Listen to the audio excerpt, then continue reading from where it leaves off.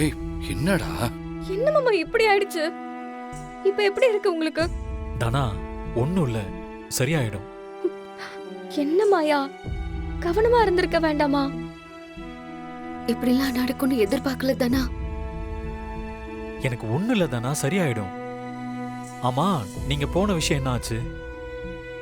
எல்லாமே ஓகே தான். மாமாவோட முடியும் கிடைச்சிருச்சு. அன்னைக்கே ஜீவாவோட பிளட் சாம்பிளும் கிடைச்சிருச்சு. இப்ப ரெண்டுமே நம்ம கையில தான் இருக்கு. சீக்கிரமா டெஸ்ட் பண்ணி எல்லாத்தையும் கண்டுபிடிச்சிடலாம். ஜீவா, அன்னைக்கு உன்னை கடத்திட்டு போனாங்கல்ல, அப்போ உனக்கு பிளட் சாம்பிள் எடுத்திருக்காங்க. என்ன மேடம் சொல்றீங்க? இவ்வளவு பெரிய திருட்டு வேலையை பண்ணிருக்காங்களா? நம்ம கிட்ட இருக்கிற சாம்பிள்ஸ் எல்லாம் வச்சு டிஎன்ஏ டெஸ்ட் எடுத்தா எல்லாம் தெரிஞ்சிடும். ஜீவா ரகுராம் மாமாவோட புள்ள இல்லைன்னு. அதை வச்சு நம்ம ஈஸியா பஞ்சாயத்துல ஜெயிச்சிடலாம். நாம கண்டிப்பா பஞ்சாயத்துல ஜெயிச்சு பெரியப்பா ஒரு உத்தமருன்னு இந்த ஊருக்கே நிரூபிக்கணும். இந்த மாயா எவ்வளவு பெரிய பிளான் வச்சிருக்கான்னு பாரு. இந்த விஷயம் மட்டும் நமக்கு தெரியலனா பஞ்சாயத்துல நம்மள தோக்கடிச்சு என் மூஞ்சில கரிய பூசியிருப்பான். நான் கூட ஏதோ நல்லது பண்றாங்கன்னு நினைச்சேன். நானே பெரிய திருட்டு வேலை பண்றவன்.